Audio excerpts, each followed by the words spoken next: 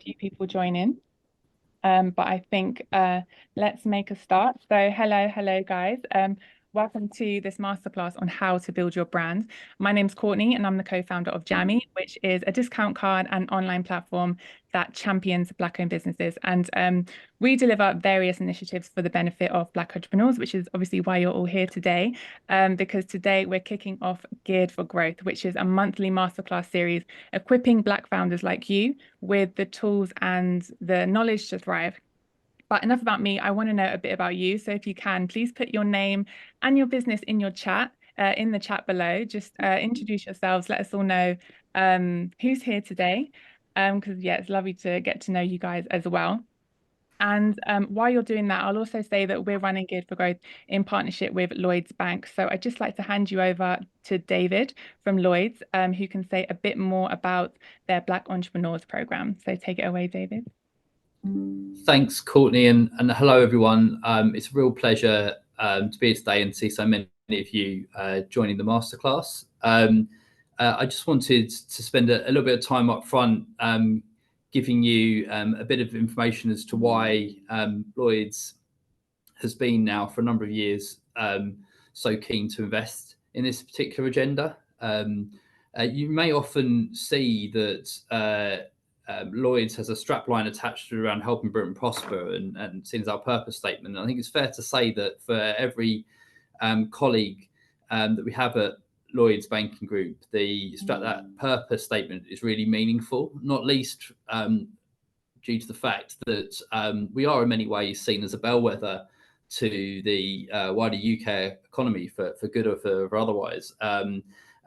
We have roughly 20% of the market when you come to think about the retail and commercial elements of Lloyds Banking Group, and we serve millions of customers every day. So in that sense, we have a really strong commercial interest beyond everything else around the long-term prosperity of the UK. And there are a number of elements that play a role in that. And this is one really important element. Specifically, how do we help break down the barriers that exist for underserved groups of business owners to thrive?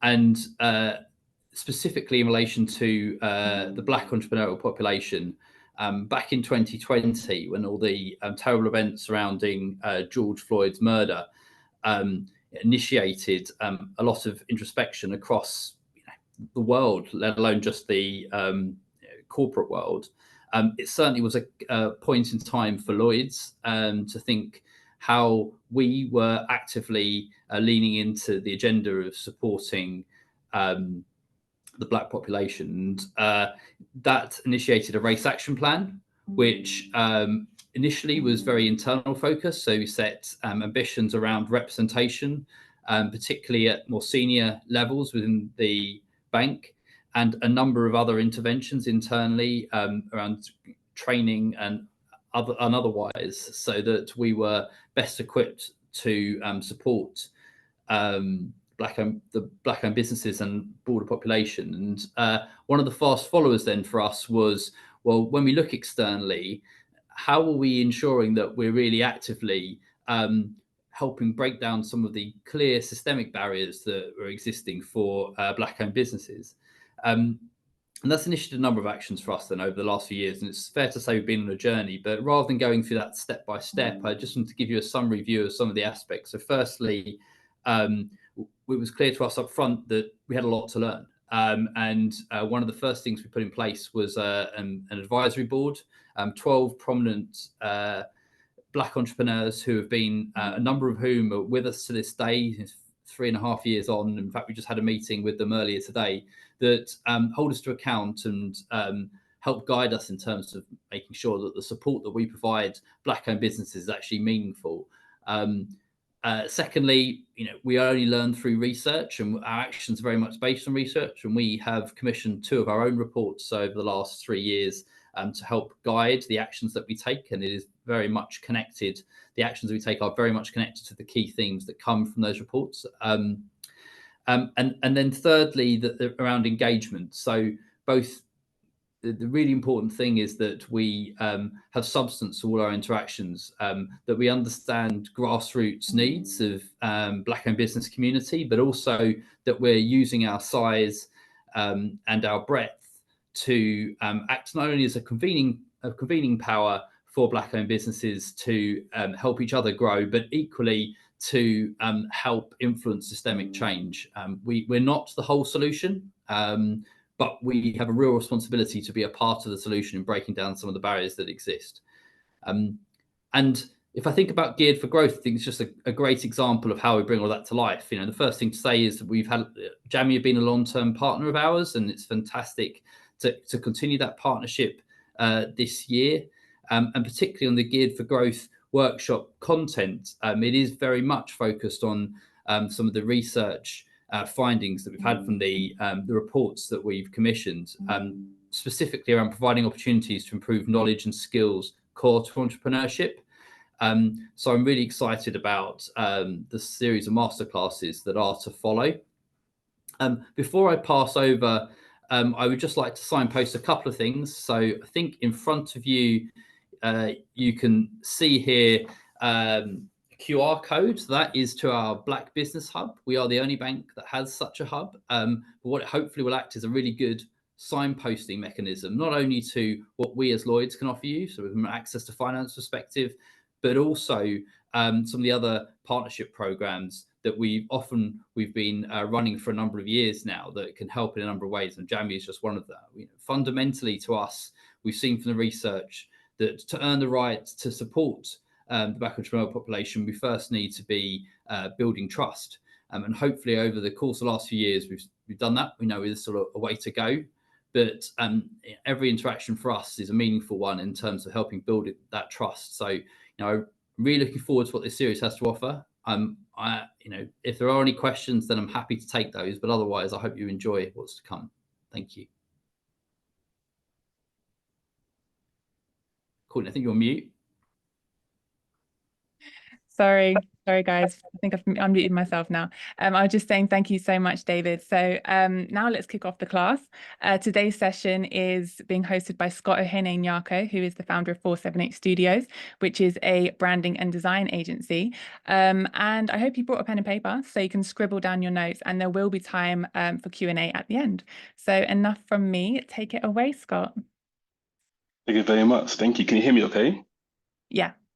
Yeah, fantastic. So I'm just going to try and make sure my screen is on full view. Okay. Lovely stuff. Cool. So just as a heads up, I'm on one screen currently, so I may not be able to see the full chat properly. So bear with me, or if anybody would like to maybe open the chat, please feel free to do so. But thank you all for joining me. This is all about branding. And as you heard, my name is Scott Ohene-Nyako. So in terms of who I am a believer. I am a father. I'm a father of a 16-month-old. And if you hear any screaming, that's probably him. He's with his grandma at the moment, being taken care of whilst I deliver this session. And I'm also a big brother, a husband, and a founder of 478 Studios, a branding agency.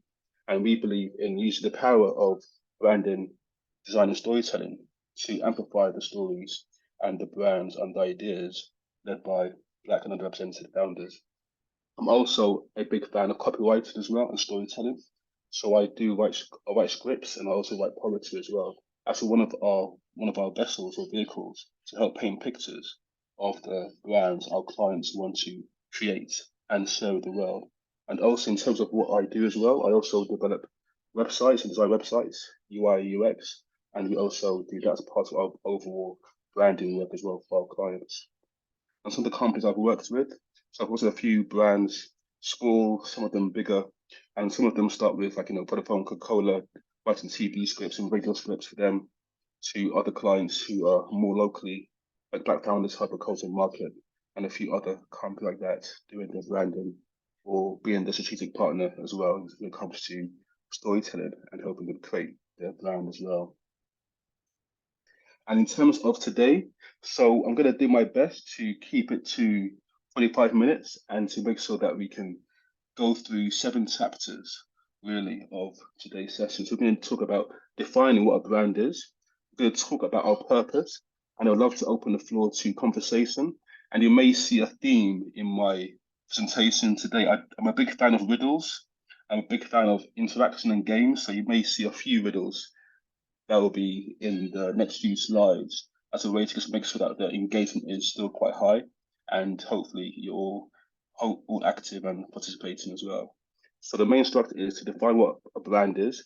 Also going to touch on what our purpose is as founders. So I do believe that we all have been designed and I guess been put on this earth to create something, whether it's an idea, a service, or product. I do believe we've all been designed to create things that have a bigger purpose than ourselves. So I'd love to open the floor as well to that as well later on in our session.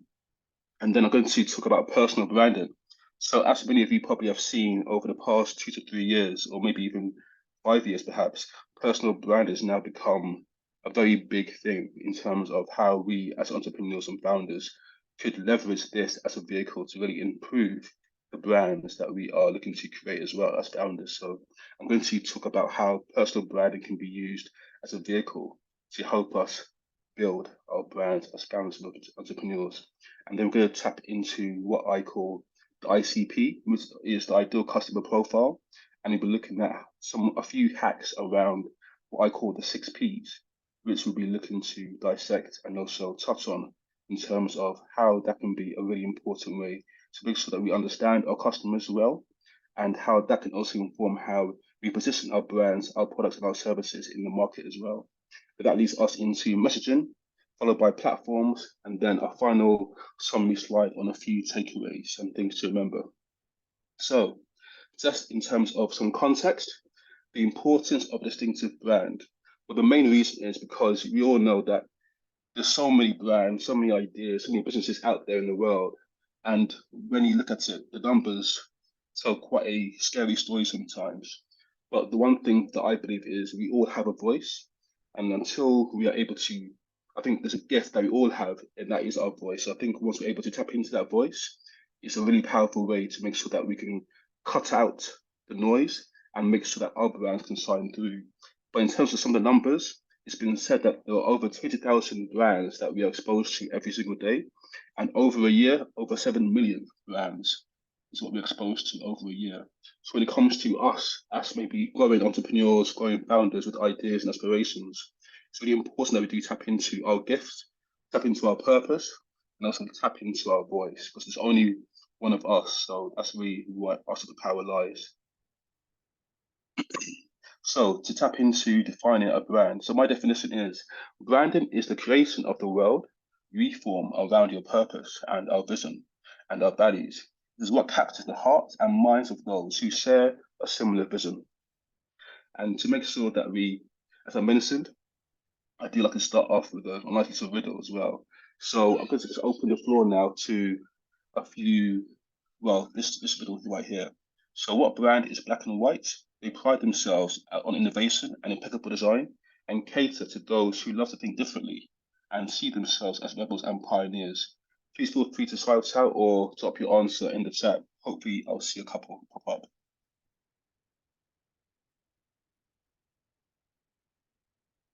Cool, yeah. So thank you guys. Yeah, so yeah, Apple. Yeah, so Apple is the brand that I was thinking of when I think about this riddle. So when it comes to, again, personal branding, even like influencer marketing, perhaps, I'll probably say this image kind of suggests that these guys will be one of the pioneers when it comes to thinking differently and also positioning the brand with, I guess, people of influence when it comes to their brand and their whole mantra of creating a really powerful business and identity. The next riddle. Back in 1963, this person managed to appeal and address over 250,000 people as he stood and painted a picture of a world where human beings would not be judged by the color of their skin, but the content of the character. Who was this person?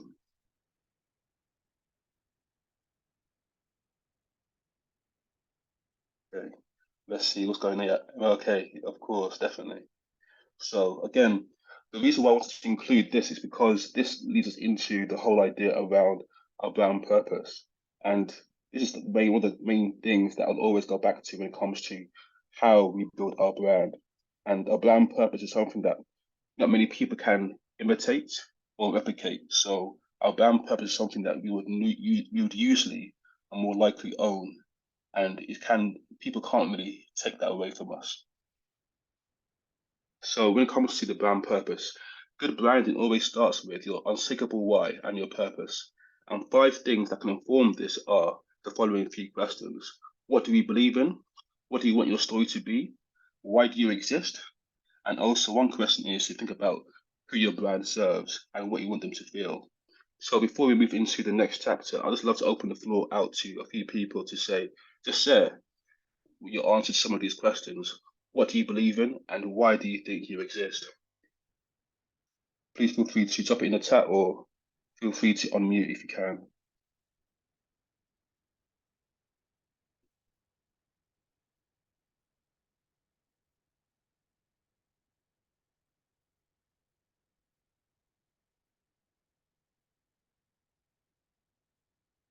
Do you have any answers, any thoughts? Let's see.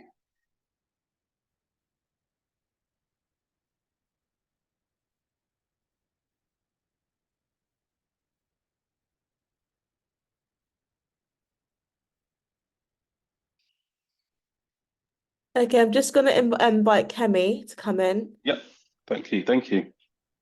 Kemi, you should be able to unmute. Oh, can you hear me? Yeah. Yes. Hi, yeah, I thought I'd answer. Thank you so much, by the way.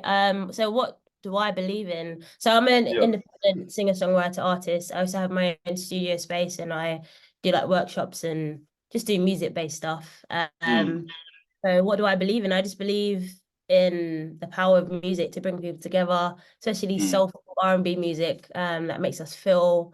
And what do I want my story to be? I just want to share, where I'm coming from, the influences I have, what I believe in, and, give that as a positive influence to people around me. Why do I exist? Well, that is beyond my, I believe in God, so I believe God put me here for a reason. Yeah. Amen. About who your brand serves. I think it's just to serve people. And what do I want them to feel? I want people to just feel connected. So depending on the type of song, I want them to feel uplifted or positive, or maybe sometimes you have to get in your feelings a bit, but you can get over it afterwards. But yeah, I just want people to feel good and feel connected to what's beyond them, which is, I believe, comes from God. So yeah.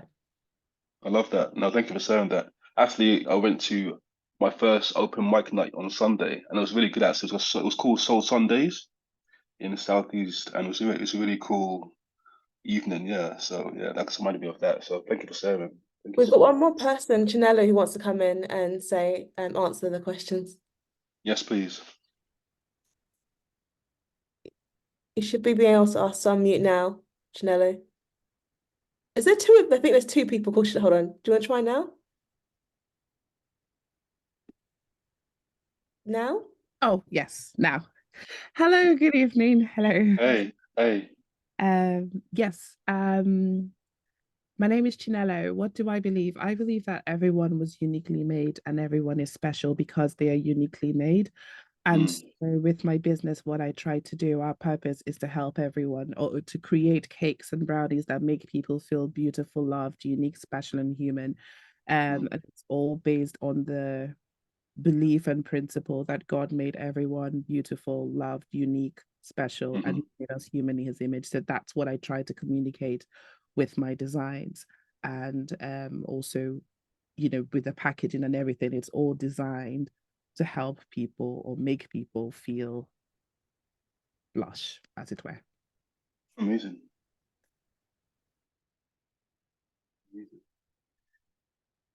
No, thank you for sharing that. Thank you. And did you want to answer any other questions as well?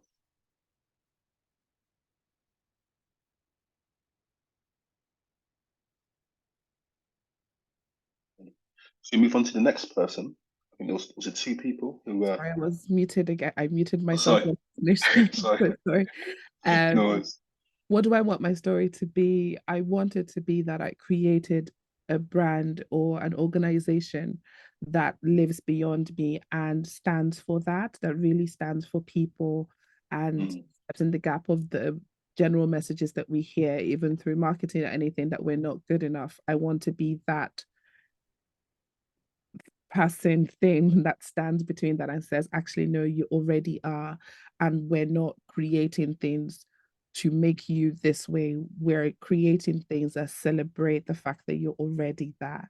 And I think that that's why I exist in, you know, from business to aspirations I have with working with people who are marginalized. It's all about helping people realize in many ways that they already are special and they are already good enough. If it's and it flows through everything. Like the answer to all the questions would pretty much come down to, I want people to know that you already are. You don't have to do something to become worthy or, you know, loved. You are already loved. And I suppose the reason why I would say you're already loved is because I'm looking at it as you are created by a God who already loves you. So you already are loved. You are beautiful, and it stems through everything. That is my life's purpose at this point. No, I love that. Love that. No, thank you for sharing that. That's really powerful. Thank you. Thank you so much. I'm muting myself now. Thank you. Do we have one more person, or should we move on to the next piece?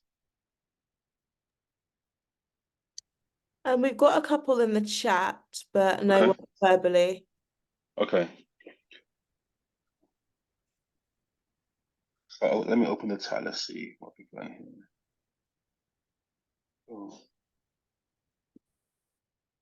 Well, thank you guys for sharing these. These are really great. So, World Afro Day is a global celebration of identity.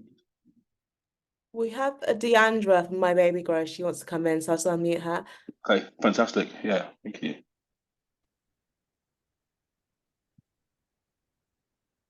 Hi, Scott. Can you hear me? Yeah, I can hear you. Yeah, perfect. Yeah.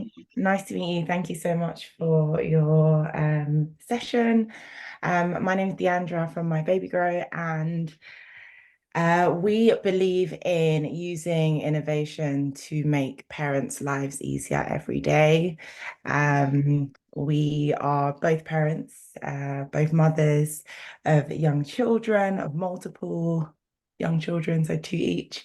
And our story is just around kind of the parent struggle of kind of getting a baby dressed up with all the little bits and trying to just streamline that basically. So we have a patented baby grow design with a built-in vest basically. So to reduce the kind of that process of getting babies dressed when they're little and they're wriggling around, reduce things like laundry, make traveling and things easier as well. So we, as I said, exist to make parents' lives easier. And we've started with obviously this product, but I think we definitely want to serve parents long term with innovative and sustainable products that they can use for their children. So that's kind of, we've got the one product for now, but the brand is kind of about a bit more than that.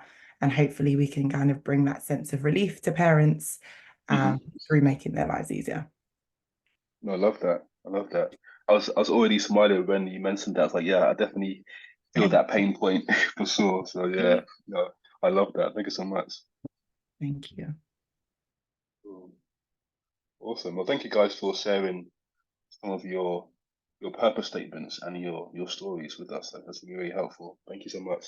I guess the next piece is kind of thinking around how did some of these things become our foundation? And there's a chapter in this piece around messaging and the 6 pillars that contribute to how we can create really powerful content plans, for example, as a way to build our brand outwardly to our community. And a big piece of that is the foundation in terms of the purpose, why we exist, and also what we believe in. So by understanding and identifying what we believe in and who we are and what we exist and why we exist, that can also inform how we create content going forward to make sure that we are serving our community and our ideal customers. And on the topic of purpose as well, I like sometimes to share this image And I'm sure many of you probably know about Fenty Beauty, and obviously Rihanna's brand here. I just want to open the floor again to a simple question of, when you see this image, what do you think of? And what do you think they're trying to convey visually in terms of Fenty's purpose statement?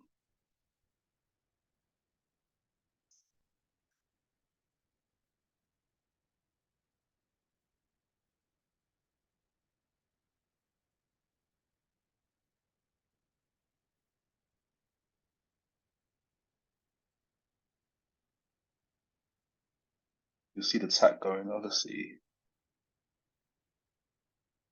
Yeah, diversity, inclusion, universal, diverse ethnicity, presenting women of color. Yeah, yeah. No, definitely. I think everyone's kind of got it in terms of what they're trying to convey. And their official purpose statement is the following: we want women everywhere to be included. And that's just an interesting, very concise, simple purpose statement. And I think something that we can maybe try and think about in terms of our position as founders is just thinking about ourselves as entrepreneurs, as founders, as creators, and doing a small audit in terms of, one, do we have our equivalent of a purpose statement? And if not, what could we think about to coin our very short and succinct purpose statement that could be similar, and also allows us to start building our stories around our purpose as well. So also to move into the next chapter around leveraging personal branding. And this is one of the pieces that I spoke about just briefly in terms of something that's been trending, that's something that's been very, very popular, and also quite heavily debated in terms of people always ask me, do I need to do this? And sometimes as somebody who doesn't quite like the whole public forum, sometimes I'm not always the most confident with it. It's something that you do have to kind of embrace. And one thing that I mentioned in this chapter is also identifying the key platforms that allow us to excel and be our truest self. And that brings us into the definition of a good personal branding. In my humble opinion, I believe it is all about forming bridges within the world that we create around our purpose, vision, and values. It's our unique ability to show up in the world as our truest self, to shift behavior, and to be known as a trusted voice in a niche that we can eventually own.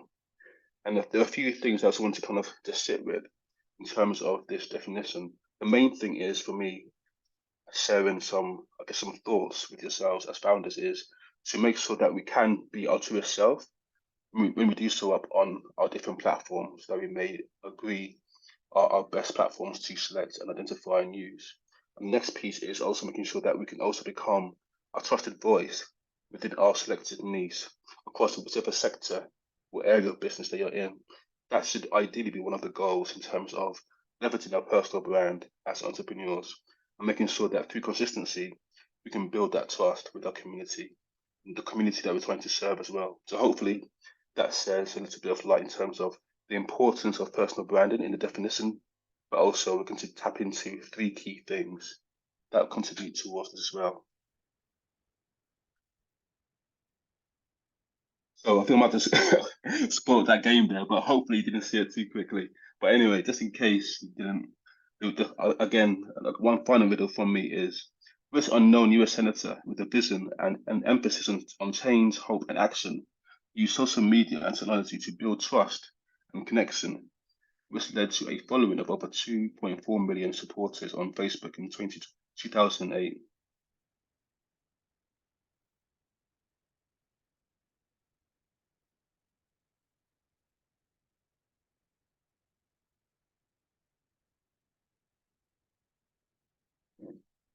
Let's see what we got.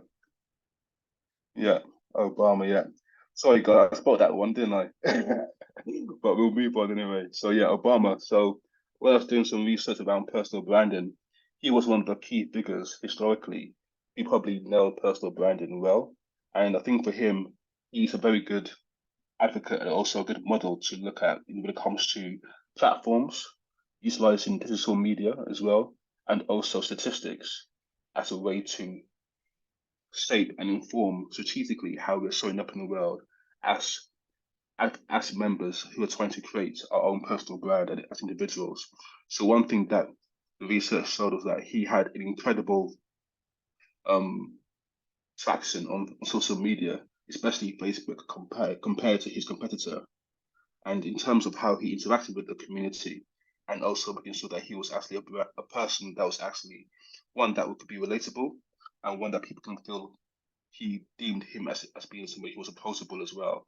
And those being some of the core values that he wanted to be known for as well. So we'll be discussing some of these themes as well in the next few minutes also in terms of personal branding. So in terms of the 3 secrets, for me, I do believe to do branding well, we must be able to paint a world of our ICPs, so our ideal customer profiles. Number 2 is all around crafting compelling stories and moments. And then number 3 is identifying our platforms.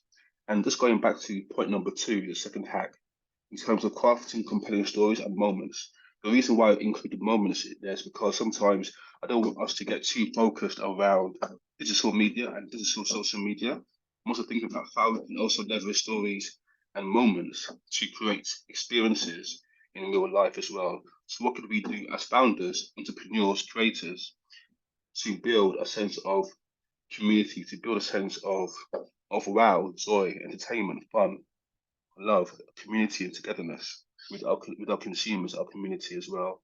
And that's kind of what I wanted to make sure that the moments bit is included as well as we try and build our brands as well going forward. So I'm going to break this down now for the next, I think, 20 minutes or so in terms of these next 3 key things. So the first one is our customers and making sure that they do actually buy into what we do. And my definition for this is your ideal customers are your community, they are your tribe, they are your consumer who consistently buy into what you do, why you do it, and how you do it. They are your advocates and sponsors who sell your products and services in the rooms you're not even privy to. Once logged in, they are your loyal and early adopters. And one thing in terms of a few tips that I'd love to share with you guys, and maybe feel free to make some notes on around, is the 4 things you should definitely do to truly understand your customer and community is 1, identify your ICP types. And I'd always recommend 3 to 5 categories or types of ICPs. So your ideal customer profiles or personas. So ideally, you're thinking about maybe demographic from maybe thinking around personas. So perhaps maybe an age range, demographic, what they do, different kind of things like that in terms of different types of customers that your product, your service could be appropriate for. The next piece is around the 6 Ps, and I'll show you what these actually mean. So the 6 Ps are things like, for example, their purpose, their pain points, where do they play, what are they doing that allows them to feel vested, what platforms can you find them on as well. And this also helps us in terms of our strategy, our strategic positioning as well for our brand and our products as well. Next piece is all around research and interviewing. So as founders, it should be ideally part of our quarterly flow of work to take a bit of time to research and interview some of our ideal customers, just to make sure our products are still answering or actually solving a problem for our ideal customers as well. And the last piece is how our stories can be crafted to serve our customers as well. And just as an example, I wanted to kind of share this with you as well. So this is a persona, an ICP piece that we created for a client. And the client was basically a fintech homeless app that we were designing. And as part of the work that we did, we had to craft this fictional persona. And this fictional character was one of 3 personas we crafted for this client. So I'll just spend a couple of minutes to just kind of read it out and share with you how some of these key things can inform next steps of how we can build a brand from this. So just bear with me 1 second, I'm going to read it out to you. If you can't hear me, just please feel free to shout, but hopefully you can hear me clearly. So the ICP is called Denise, and she is representative of a B2B consumer. Her age is 32 to 45. Career-wise, she's a manager, head of department role, so senior, and has a good disposable income. In terms of the products we're building, it's a fintech homeless app. And for the consumer, her purpose and belief is she's looking for solutions that align with her corporate values of community, giving, and transformation. The how this product does this is because the app allows her and her staff to invest and provide confidently for those less fortunate. The content touch points. So now we're thinking around the platforms in terms of who the platforms see herself uses as a consumer or potential customer. She uses LinkedIn, email, podcast, and interviews. She loves topical key voices, industry sector publications, for example, must-watch startups, sector events and awards, niche community activators and partnerships. So those are the kind of places and platforms you may be able to find her in terms of strategically positioning our brand or content to make sure that she finds us. The next piece around her behavior. So the Denises of the world are ambitious and take pride in their identity. They have been on a journey of growth, self-reflection, and personal development, have seen success in various areas of their lives. She also understands success means hurdles, but hurdles must be overcome. So she plays the role of an ambassador and mentor and believes trust can be gained through honesty, sharing one's truth and transparency. Her voice is authoritative but charming and has been supported by her own reputation and impact within her sector and workplaces. She makes choices based on impact, environment, quality, and evidence. As one of few, naturally, reputation and risk can play a role in her buying habits. So hopefully, just by hearing that, I'm hoping you can kind of picture a potential Denise in your life or maybe in the working place. And if you were to be, for example, the founder of this fintech commerce app, you can maybe start to think about, okay, I know where she works, I know what she does in her day-to-day, I know how she behaves or what she likes, what her interests may be. So perhaps this may shape or inform strategically how we now come to approach her or position our content and develop content maybe that can allow our brand to be more visible to the Denises of the world. And there's certain things in here that also can allow us to create different kind of themes strategically for our brand as well. So things like, for example, transparency and truth, things like authoritative but charming. These can kind of inform how, for example, when it comes to even content around perhaps a blog article, could our tone of voice perhaps be authoritative and charming as well in that sense?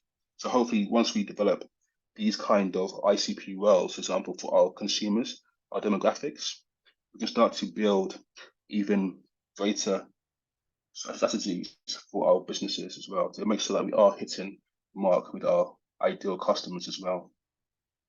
And to help us do that, I'd love for you guys to just maybe share, maybe I'll open the floor up maybe to two people to maybe think about their one of their ICPs and think about the 6 Ps. So the 6 Ps I was talking about are position. So what career does your ideal customer have in their day-to-day? What platforms do they use most?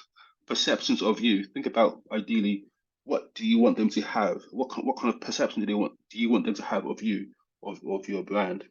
Next piece is purpose. What do you think they believe in? What is their greater purpose as well? The next P is all around play and how and where. So when it comes to play, we're thinking around what do they do after the 9 to 5? What are they doing to rest, to relax? Are they listening to a podcast on Apple Music or maybe Spotify? Are they going to a festival perhaps to wind down on the weekend? Are they going to, I don't know, Black Heats perhaps to kind of wind down, to mingle, to see friends and colleagues? Are they, and the next piece is the pain points. What is their pain point and need? And what's the pain point and need that maybe makes you the right product or brand to fill that solution? So I'd love to maybe ask one of you guys to just share one of your ICPs and one of their 6 Ps as well.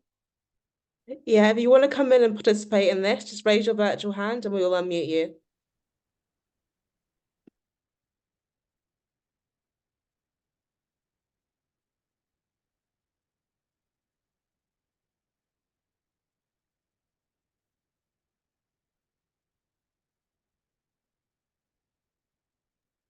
Actually, I might would like to try this because I've got a. Yeah. Would you mind going back to the other slide again? Sure, yeah, definitely. Here we go.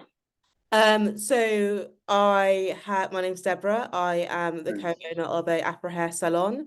So our ideal customer profile, position-wise job, she is quite varied. Women quite varied in terms of what her profession is.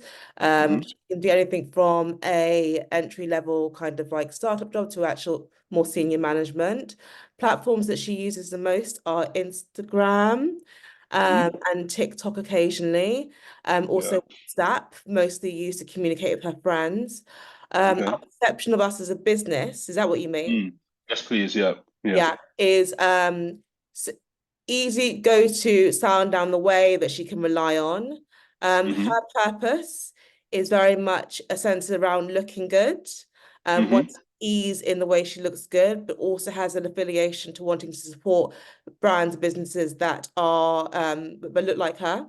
Where she likes to play, she likes to go out with friends for weekend brunches, go around for quick sort of holiday trips with her girlfriends and her partner. Her pain point session needs is she wants to find a destination beauty-wise that is efficient and reliable, but also is cost-effective for her. Her name is Deborah. She is me, I am her. I love that. I love that. Thank you so much for saying that. That was No worries. perfect. No, thank you. Thank you. Anyone else? Would anyone else like to share their ICP? Someone has said, can you please explain play again? Yeah, sure. So play is basically what they're doing to rest or to have fun or to unwind. So, for example, Deborah mentioned brunches with her girlfriends, perhaps, or maybe for us might be going to a festival or pop-up, perhaps, to unwind on the weekend, or maybe just listen to a podcast after work.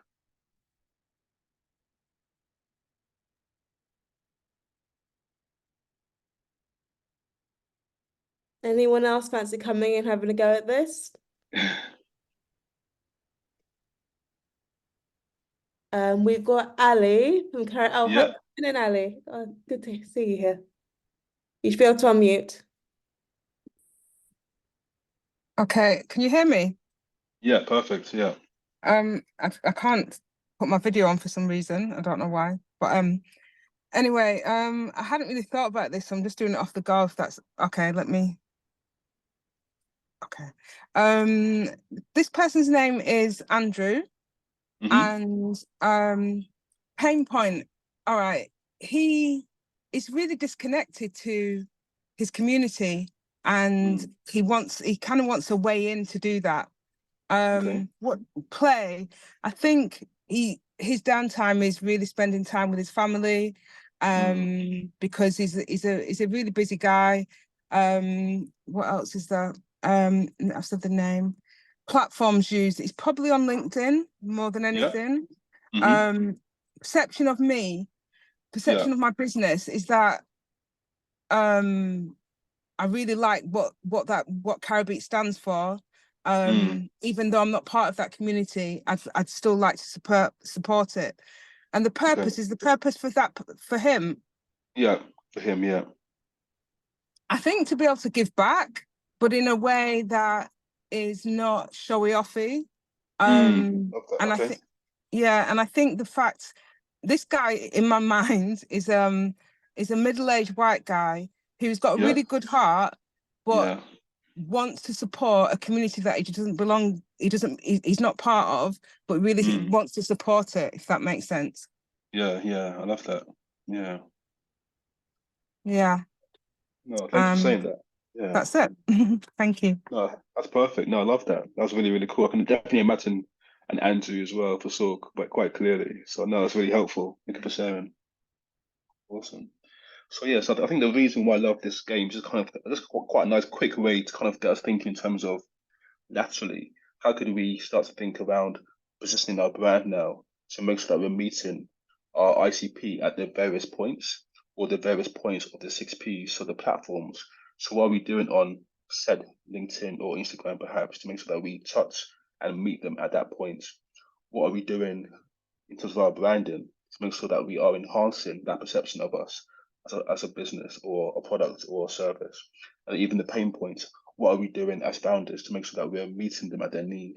Whether it's informing them, whether it's educating them, whether it's sharing content that makes them smile, perhaps. What are we doing to make that need or that pain point much better? So hopefully that kind of helps in terms of things you can maybe do even outside of this now, as a bit of homework, what are your 6 Ps and who are your ICPs? So the next chapter now is storytelling. So we're going to talk around our voice and also messaging as well. And again, my definition is your voice is your opinion, but your story is your journey. Every single one of us here today has a profoundly powerful story the world needs to hear. As founders, it's crucial that we craft our messaging and weave into it elements of our lived experiences to draw future consumers in. The secret to great messaging can be defined by 6 key pillars. And those pillars I'll break down into 3 sections that we'll discuss. And again, we have one more activity as well that will be woven into that piece as well. But before we go into that, I'm just going to talk to you about three tips that I'd always recommend when it comes to good storytelling. And good storytelling must be able to connect and influence behavior. There should be a sense of clarity when we communicate. And the last piece is add value, entertain, and bring some kind of joy. And the reason why I always like to end on add value is because one thing I've seen with quite a few different great people who do personal branding really well are they always find a way to add value, even for free or making themselves available to just share with a sense of transparency as well, what they're doing, what they're building, and where they are in terms of their brand, their product, or their growth. So I'd always want to share that in terms of how can we, from today going forward, how can we be more transparent perhaps with our branding? How could we be more transparent when it comes to our storytelling and our messaging as well? So maybe the next piece of content we create, what's going to be in that allows us to maybe add value, be transparent, and perhaps entertain and also bring joy. And the 6 pillars are here. So we start with the bottom going up. So I built this because, and what I believe, those 2 are the foundation. And then as we progress up the ladder, we see define your values and voice and knowing your customers. So we just tapped into that just briefly in terms of our ICPs. And those 2 are really important in terms of understanding our style and our tone of voice. And then the final 2 at the top, our story and chapters, trust and evidence. These are great examples of what I would call a potential framework to help us build what I would call a content calendar, perhaps. So if you're a founder who's thinking about ideas around content, what should I create as a founder or as an entrepreneur?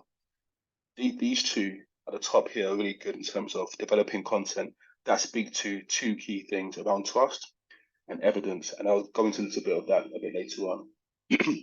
But to get us started, foundation. And the foundation goes back to what we started off with in terms of our brand purpose and our why. And that will always form our foundation. So if you maybe are thinking about content ideas, if you're thinking about storytelling, if you're thinking about maybe an article that you want to maybe post around your business or your product or your brand, always think back to your foundation, and that is always going to be your brand purpose and your why. And also think about what you believe drives what you believe, and also this is what will drive your core messaging as well. So as an example, our belief system, our 478 is we believe good branding, design, and storytelling has the power to change perceptions and improve how Black-owned brands are globally consumed. That's kind of what we believe. So a lot of our content you may see is all around trying to make sure that you're either hopefully allowing people to understand the importance of branding, hence why we do masterclasses on branding and storytelling. And then the other side of that is also talking about things, for example, of the importance of perhaps engaging with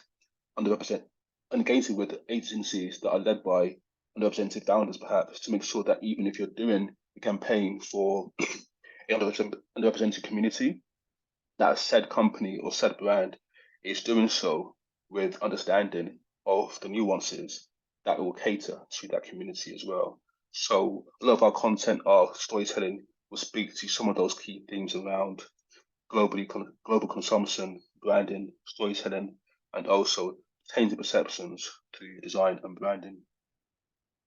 And then the next piece in our ladder is all around tone of voice and style. And this can be easily informed by the customer, understanding our customers, and also defining our values and our voice.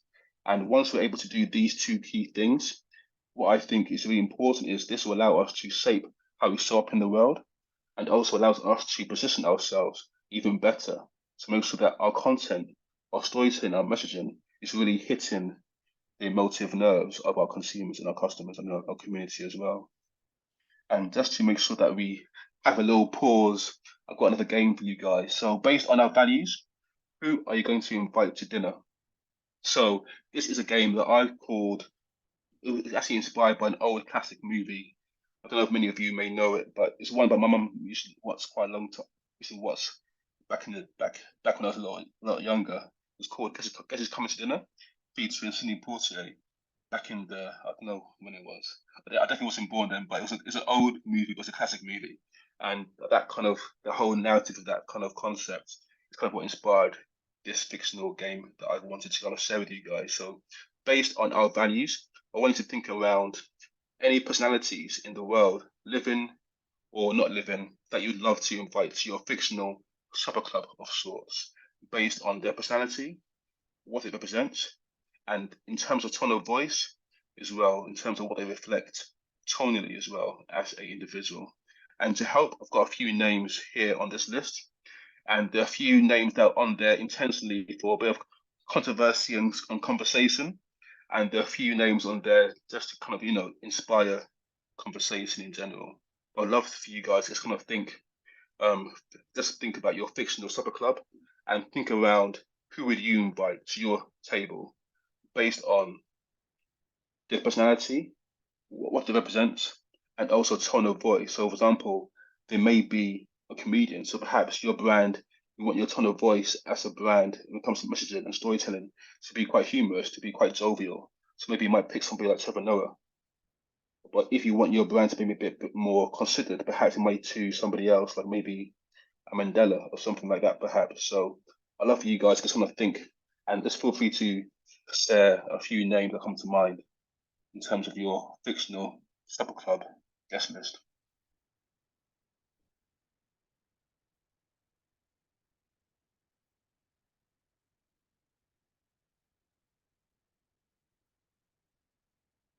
You see the chat going on.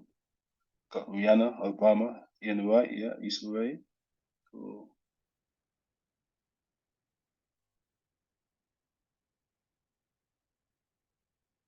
Nina Simone, amazing, cool. Okay. Okay. Fantastic. Would anyone want to share theirs verbally, or should we? Yeah, if you do want to raise your hand, virtual hand, and we'll unmute you. I can't believe you put Liz Truss on there. I think Liz Truss and Donald Trump always get a few raised eyebrows, yeah. I did a double take. Yeah. Again, if anyone wants to verbally share theirs, please raise your hand and I can unmute you.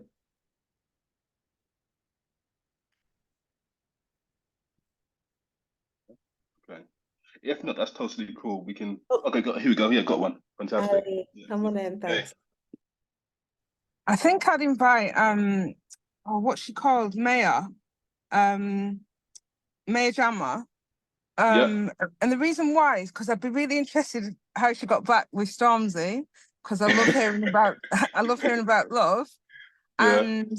And the other person I'd invite would be Issa Rae, and that's only because I want to know like her take on the woman who was in the show. What's the other woman called? Oh yeah, on the Say Club or something. The one who was on that. She's just done like a long podcast thing, and I just really like to hear because she's been quite silent. So I think that'd be an interesting evening. And yeah, she's built a following. They both built a following, and it's about community. And what I do is about community. So yeah, but I'd want the light touch with saying, did Stormzy chase you back? And what happened? And what did he have to do? So yeah, those are my two guests. Awesome. Thank you for sharing that. Thank you. Shanella, do you want to come in? Yes. So I said Princess Diana and Issa Rae. I'd also like to throw in Rihanna there. And so Princess Diana would be because she was known as the people's princess, and that was because of her ability to make everybody, regardless of their status, as it were, feel really special. And that's something that I'm really passionate about. So I'd really love to pick her brain about, I suppose, really the courage to go for that, because it takes a lot of courage, and just what she thinks, how she did it. And Issa Rae, similarly, because she's really built something for a particular group of people and empowered those around her. So, I mean, when we look at Insecure, a lot of the people who were on that cast have gone on to do great things. And one of the things I'm really passionate about is creating wealth, not just for myself, but also empowering other people to create wealth and break generational, limitations and stuff like that. So I'd be really interested to pick her brain around that. And then Rihanna, for a similar reason, but also because her tone is despite being a billionaire, she comes across very girl next door, like she's still your friend. And that's a tone of voice that I really would like to put through my business, where as we grow, there's still that sense that we are connected to our consumers, and she has said that craft really well. So that's why I'd have those three people. No, I love that. No, thank you so much for sharing that. I really like the fact that you pointed out the tone of voice piece around Rihanna. Yeah, I love that. No, thank you so much. I just noticed the time as well. I'm just going to quickly try and whiz through the next two chapters very quickly. I'm just conscious of your time as well. So let me just quickly go to the next slide, just to kind of give you a framework. So if you do have pencil and paper, I would always recommend maybe making a note of this. But if not, I can hopefully send you a PDF of this as well, so you can have it to hand after the session. But a nice framework that I like to use is this piece here that we've created. So I want our stories to sound more like personality X that you mentioned, less than personality B, because I want us to be perceived as two key things based on your values. So hopefully during the series of this workshop so far, we've thought about our values, we've thought about, for example, our purpose and why we exist. An example, I've kind of got one here for you. So I want our stories to sound more like Trevor Noah, less than Donald Trump, because I want us to be perceived as connected to the culture, but intelligent with humor. And that's in relation to 478 Studios. So if you do follow us, hopefully you may see some of our content.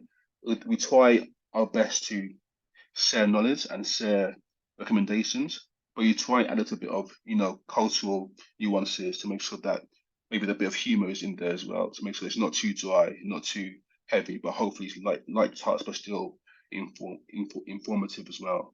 So that's kind of an example in terms of as founders, how can we create our own version of this kind of framework? And hopefully this can help you shape how you craft content, whether it's an article or even a content and maybe a video perhaps as well. And then as we move on to the final part of our ladder, our story in chapters, trust and evidence. So these are basically what I mentioned before in terms of allowing us to create content that can be repurposed, and also creating content that can inform our content themes.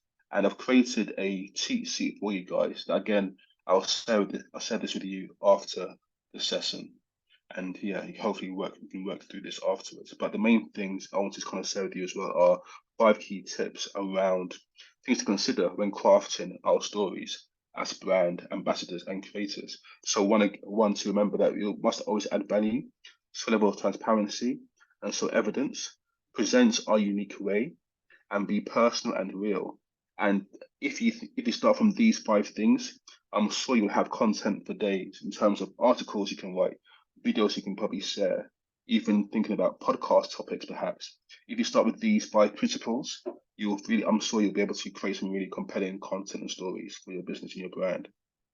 And when it comes to your unique way, but for example, your unique way is basically how you exist, your approach to business, your approach to creating something, or your approach as a founder or a business to developing your solution for your community as well. And just as I mentioned as well, I've created this cheat sheet here for you.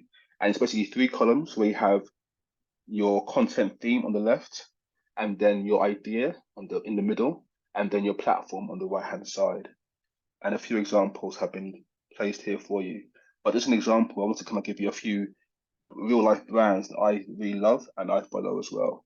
So in terms of a few examples, It's a fantastic brand that I know quite well, and they're based in Ghana, called Christy Brown, and they are a beautiful fashion, quite a well-known Ghanaian-based fashion brand called Christy Brown, and their content theme most recently is called African Style, and the content idea was called In Her Closet. So they did a whole series of conversations where they interviewed customers who were talking about their pieces they bought from Christy Brown. So they had very nice 2-minute videos, portrait captured on Instagram, where they interviewed some customers around about their products that they've purchased from Christy Brown, and that was placed on Instagram, and also that could also possibly be done on a live feed as well. Another brand that I'd recommend following if you don't know it is Kwanda, and one of their values is transparency. And you can see this as if you go on their content or if you follow the founder, you'll see that they're very transparent with how they even share information on their finances. So that again could be a whole content theme around finances explained. And again, the platform is across their social media. Next piece is Plant Made, and so many of you know Plant Made here. And one of their themes or values is our story told. And that potential theme is all around, I guess, their way, their unique approach to doing things, being essentially them. And the idea is all around, let's start with why we built this. And again, the platform they use for sharing that type of content and that story is all across the social media.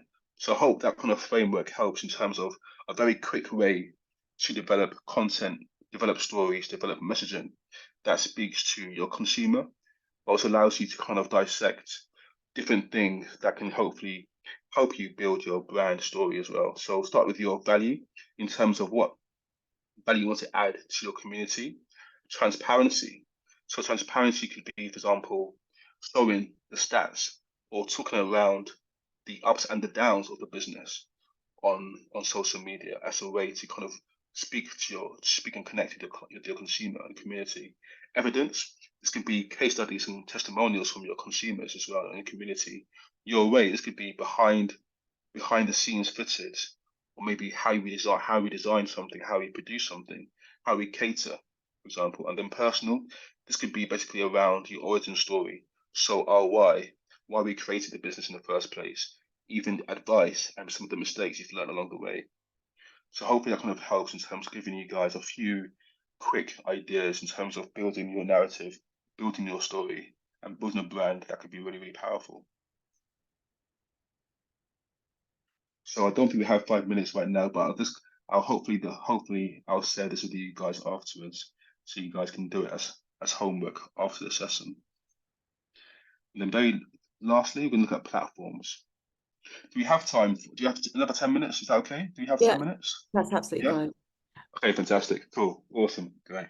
So in terms of platforms, this is quite a big one in terms of leveraging personal branding as a vehicle to amplify your brands. And I know for many people, there are platforms that we want to shy away from or have a preference towards. So my definition of platforms is platforms you choose should ideally be seen as a natural extension of you. They are the places and spaces you feel most comfortable playing in. The platforms we choose should allow us to be versatile, gather data, and gain traction. Every platform is a touch point and a tool to help you acquire a customer. And there are a few key things in here that are super important. And the main ones when you think about online platforms are around gathering data, traction, but also super importantly, allowing us to be our truest self as well. And when it comes to a few hacks, I'll always share the following.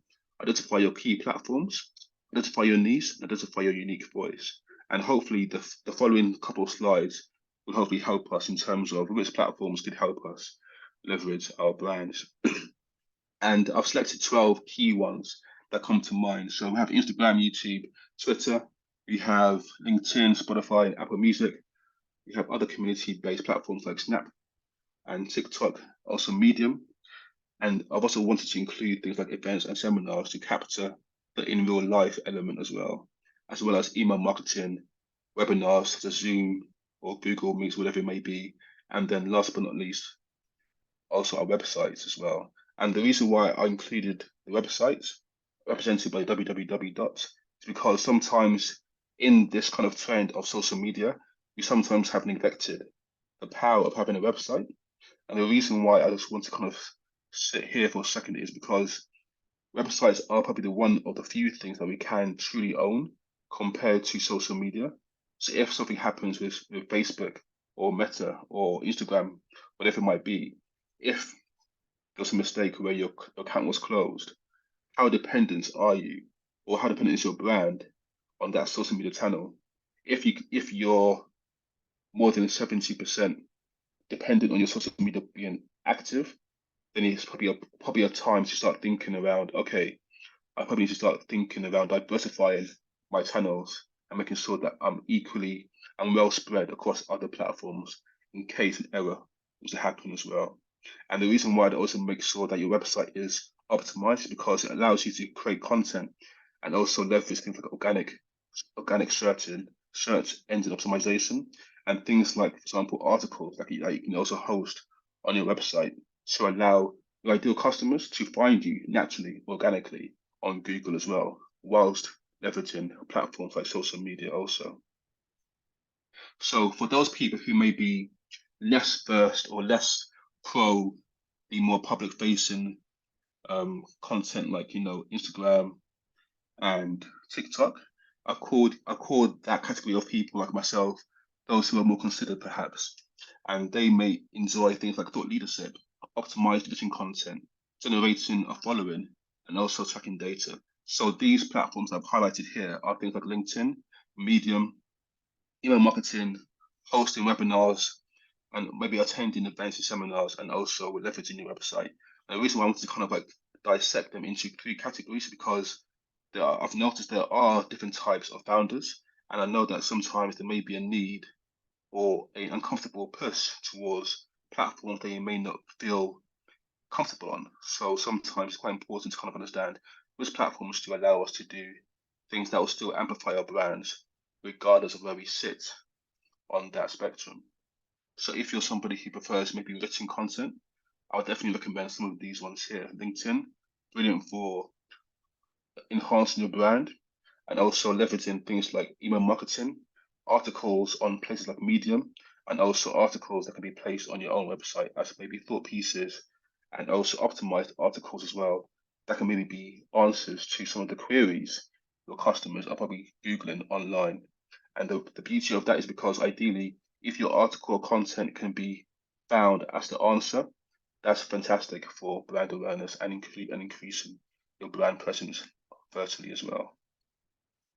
And for those who do like an Instagram content or maybe TikTok, more dynamic content, the beauty of these platforms is one, sort from insights and reels, shareable viral content, great for long form content as well, because actually probably seen the whole podcast wave has hit us with full force. So now you're seeing even long form content on YouTube, where people are now sitting on YouTube for almost an hour watching things like Diary of a CEO, perhaps, where we're actually finding ourselves sitting down with our phone on landscape, actually watching a full-length podcast.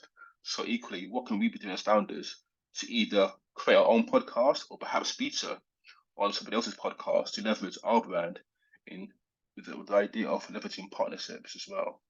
And then alongside that, we have the platforms like LinkedIn, Spotify, Snap, and TikTok as well to create content that can be both long form and short form.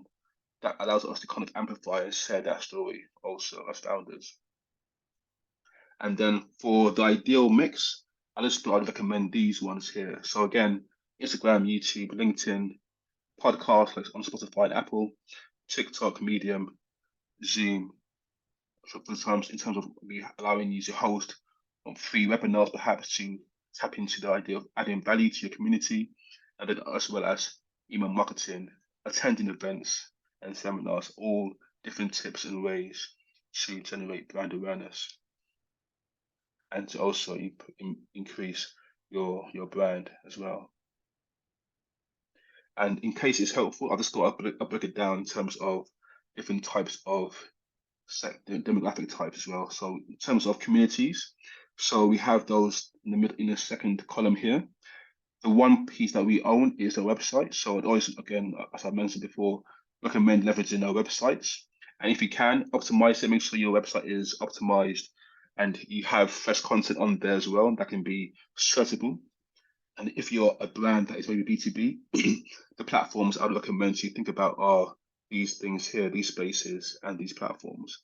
Equally for B2C, it may be good to kind of consider some of these platforms as well.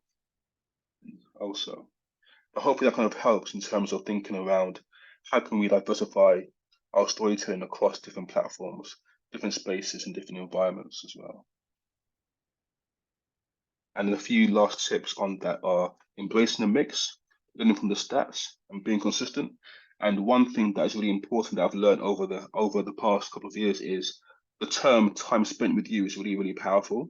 And if you're somebody who likes stats, numbers, and actually seeing the trends when you post or you share a story, you share a piece of content, is actually understanding if you create content or if you're placing your voice or your story on different platforms, you'll notice there's a really beautiful term in the back end of some of these platforms where you can see time spent with you. And there's a really cool guy that I follow called Myron Golden, and he speaks to this really, really powerfully in the sense that there's a really cool way to see that even while you're sleeping, because you're creating and sharing your story across different platforms, you'll notice that the figures around time spent with you will go up even more than the hours of the day in terms of people are engaging with your content, people are interacting with your story, people are interacting with your brand even more than the hours of the day because your content is now being placed and positioned in different platforms across the spectrum. So that's something to kind of consider as well when it comes to storytelling and positioning and how we can place our stories across various platforms as well to leverage our brand. Do you have any questions so far on that?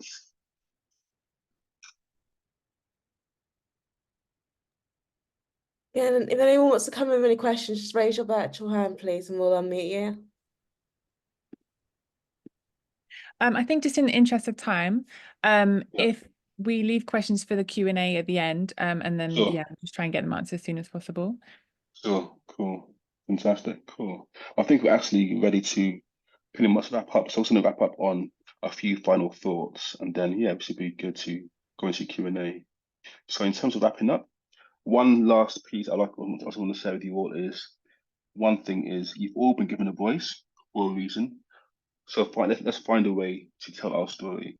And the reason why I say this is because according to Meta and their advertising department, when it comes to storytelling, that's now become a new almost superpower when it comes to digital marketing. So if you are a D2C or B2C kind of brand that has products to sell to your consumers, they've noticed that there's a huge uptake in terms of a longer term view on traction and also getting more customers when they actually integrate storytelling into their communications and advertising. So before, when people were quite heavy on just trying to get sales then and there, they've noticed that that's almost like a spike. However, there's also quite a harsh drop off as well. Once they've got that one sale, you're not really building a longevity and relationship with the consumers. Hence why the importance of storytelling is a better strategic approach to investing in storytelling and branding as well when it comes to even advertising. And some of the numbers around that are quite compelling. So when it comes to compounding sales, there's an increase in average of 22%. And over time, when it comes to reach, it's a huge increase organically as well of 84% as well. So hopefully inspires some of those of you who may have B2C kind of brands that can maybe hopefully be some inspiration there in terms of storytelling and how you guys can hopefully weave that into your communications as well going forward as founders.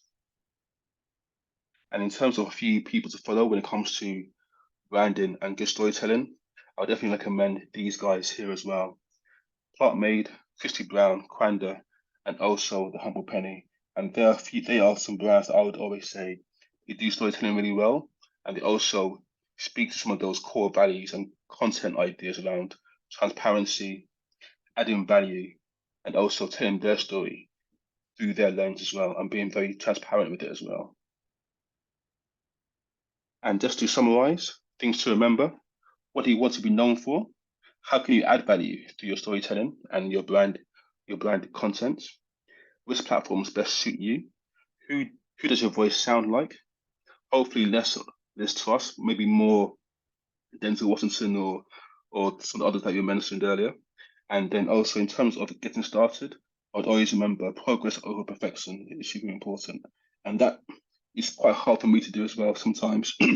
I'm definitely somebody who's trying to learn that myself in terms of progress over perfection, but definitely get started and embrace storytelling and using that as a vehicle to enhance your brand.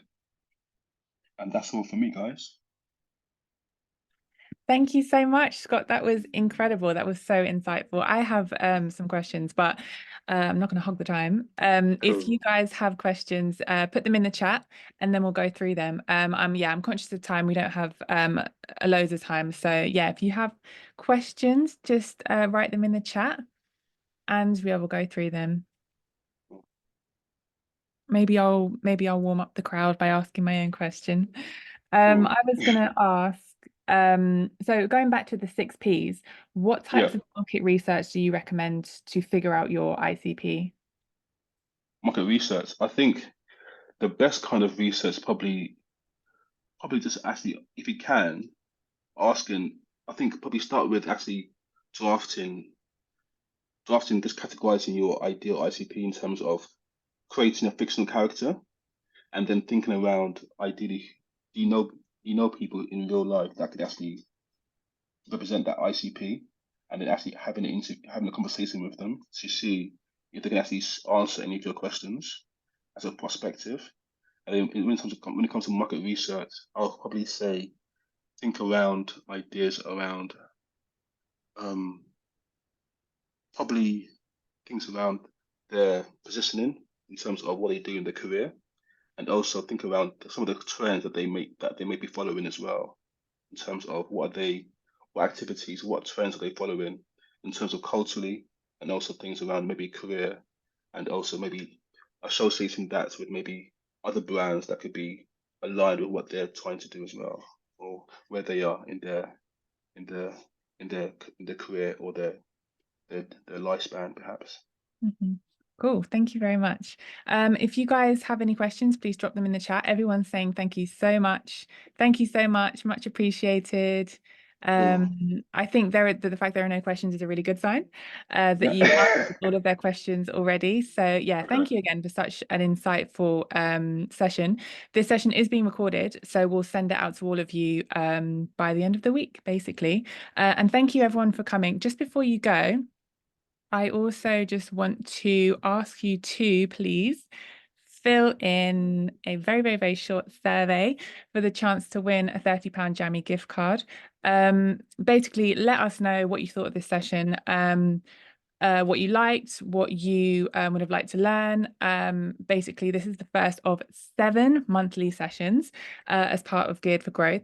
So we basically just want to know how we can make it as insightful and invaluable for you. So just please scan the QR code and fill in the super short survey for the chance to win a £30 Jamii gift card, so you can shop with your fellow Black-owned businesses on the Jamii website. So yeah, I'll just give you a few minutes to do that. But yeah, thank you so much to everyone for being part of this tonight. We'll let you enjoy the rest of your evening.